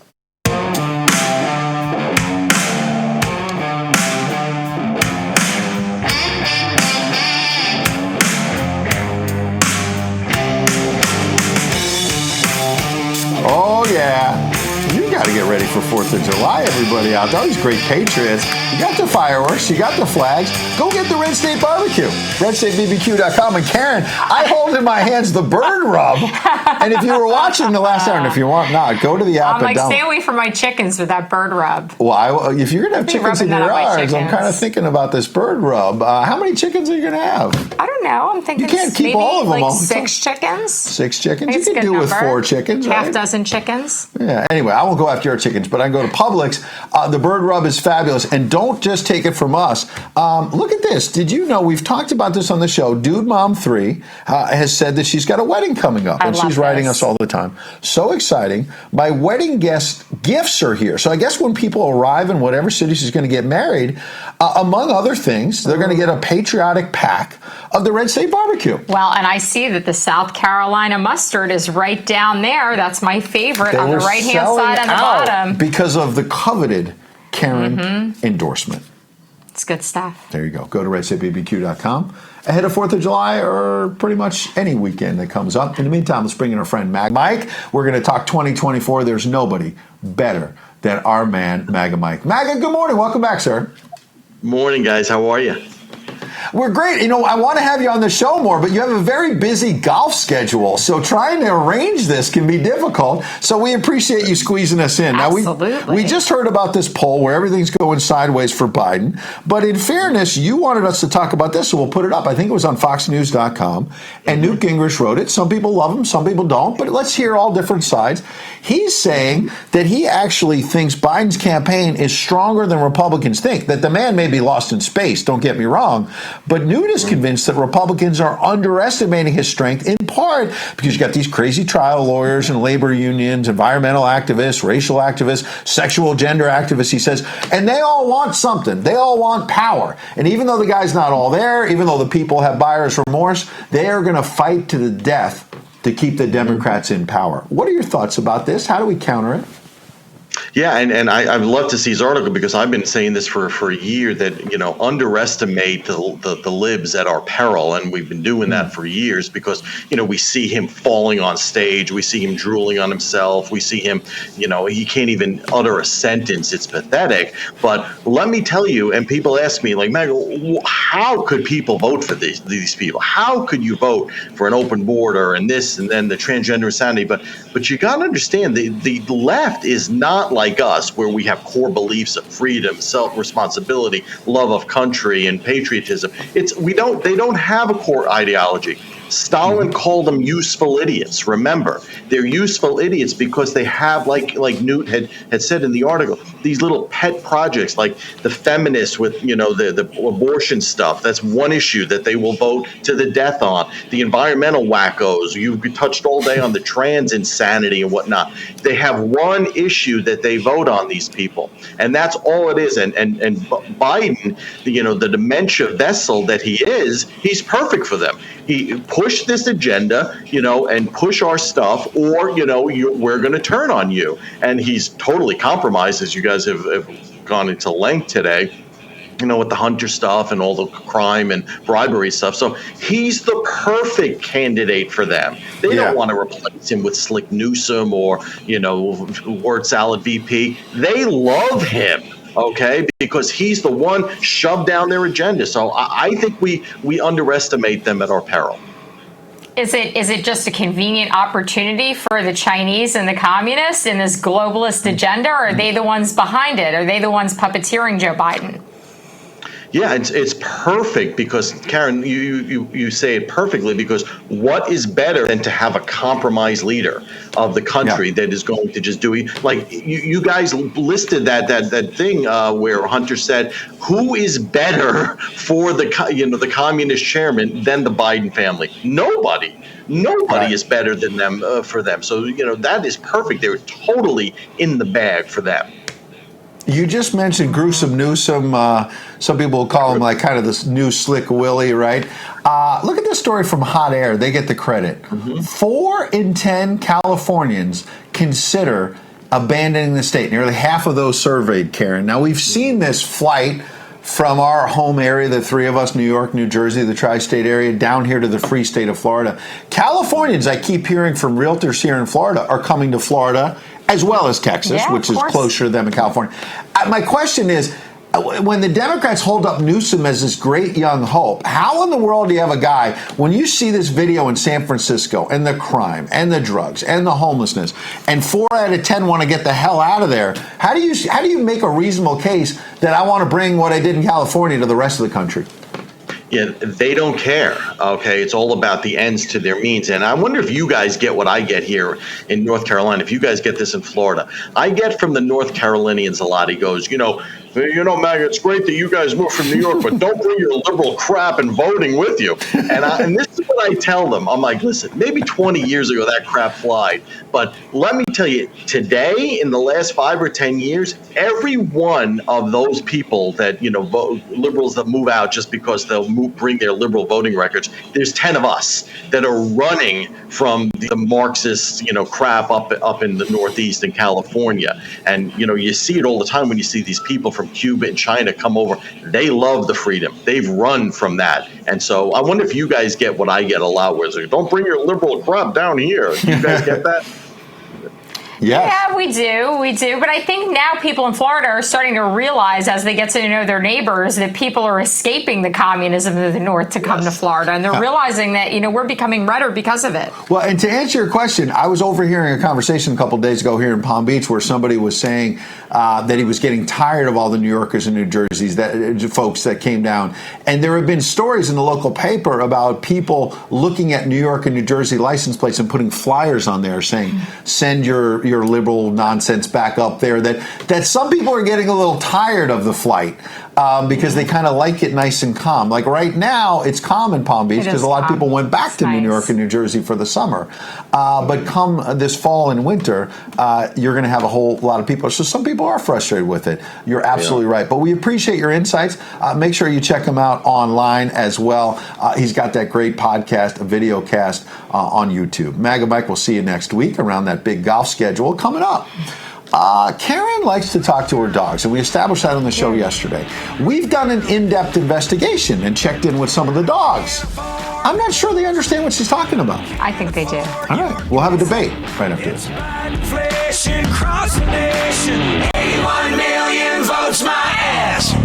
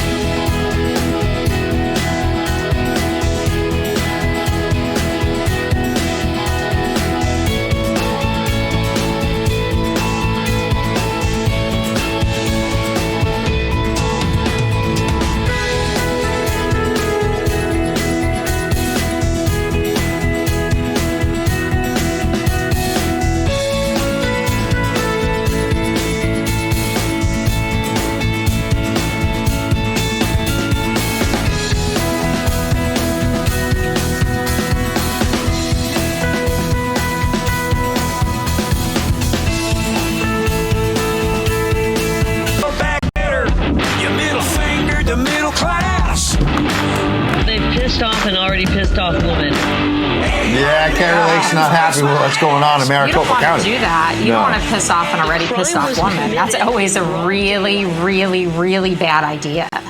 Okay, sounds like this is something you have experience with, so I will not touch that, but I will say it's time to spill some tea.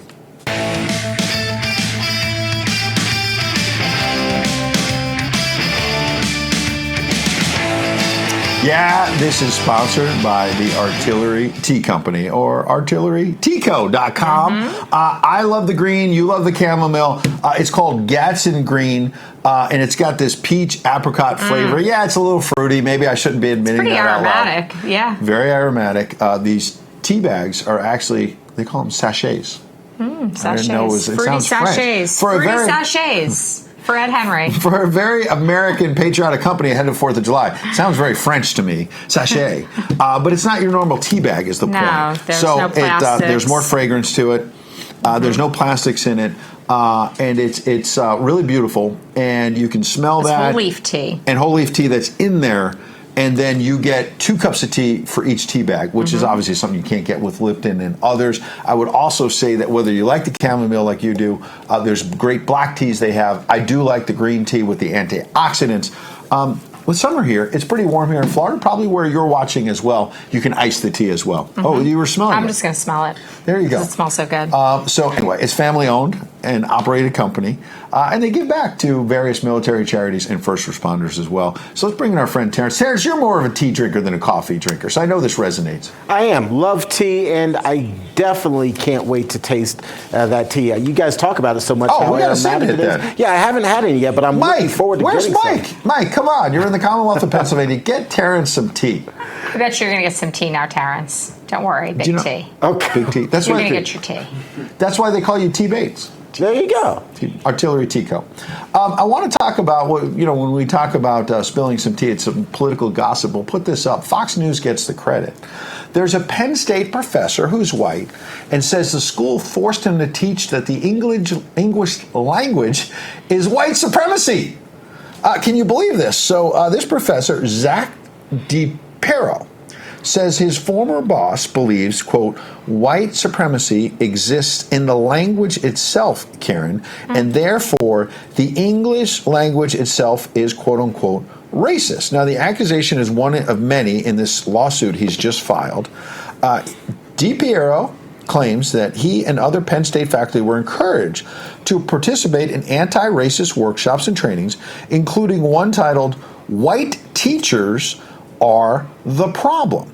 So I ask you, now we don't know the merits of the suit, and this is going to play out in court, but why would an institution of higher learning, we were talking about this with another story earlier about the left and how they talk about diversity, and yet you go to this Pride Parade in Seattle and they're handing kids bricks and saying, here's a picture of Donald Trump, throw the brick at his face. Why would you say, if you wanted to be open and say, we want to promote professors of all backgrounds, regardless of race, religion, sex, whatever, why would you have a workshop called White Teachers Are the Problem? Seems like an overgeneralization. You wouldn't do that. But you know what will be great is when we dismantle all these three-letter agencies, we should just dismantle the education system in this country while we're around it and just go ahead and revamp it. Stop sending your kids to these schools. Stop paying for these high-level educations that mean nothing. I just paid a lot of money. So your kids can be indoctrinated. I just paid a lot of money for 4 years at the University of Miami, and I'm proud of it because my son did a great job, and he's going to be good. Yeah. But he would tell me, Terrance, not quite, this is pretty extreme, but he would tell me about some of the things that were happening in the classroom, and professors would bring up Donald Trump's name and they go, oh yeah, we know he's a racist. Like they would literally say in class, Donald Trump's a racist, Donald Trump is this. And I'm like, why was I paying to send my son to hear this personal opinion and all the rest of it? But anyway, I put it on the table for you. Right. I will just say, I think colleges at one point in time were areas where critical thinking was taught, and I think unfortunately that has been ceded, that what we're seeing now is the indoctrination, is professors not just teaching kids to think for themselves and laying out the facts and letting kids decide the facts for themselves, but they're telling them this is how one should think, this is how you should perceive. That's right. And I think it's a shame, because I think back in our day that we were taught critical thinking. Back in our day. Boy, that sounds old. That does sound you get old. the last word, though. Let's turn to Sunny Side Up.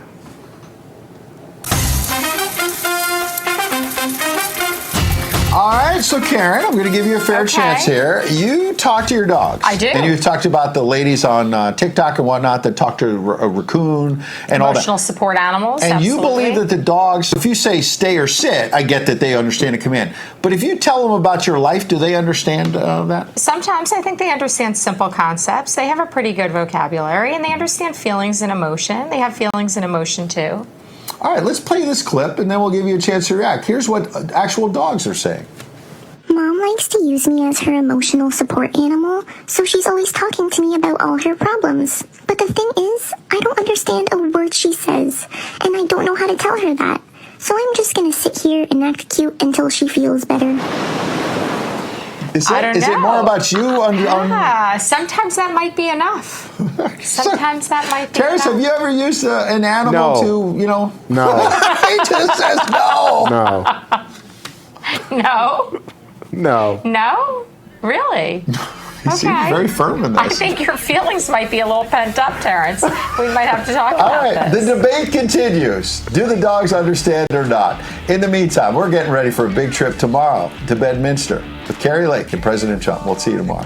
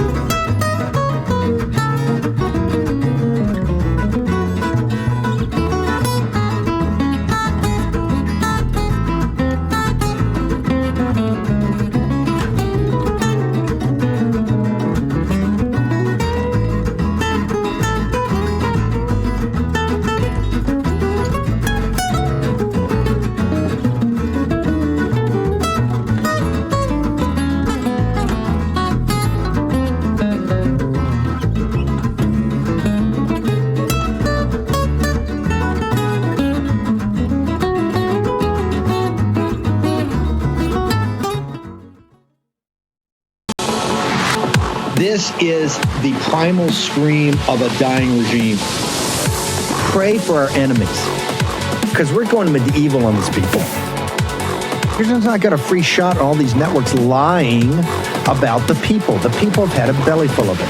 I know you don't like hearing that. I know you try to do everything in the world to stop that, but you're not going to stop it. It's going to happen. And where do people like that go to share the big lie? MAGA media. I wish in my soul, I wish that any of these people had a conscience. Ask yourself, what is my task and what is my purpose? If that answer is to save my country, this country will be saved. War Room. Here's your host, Stephen K. Bannon.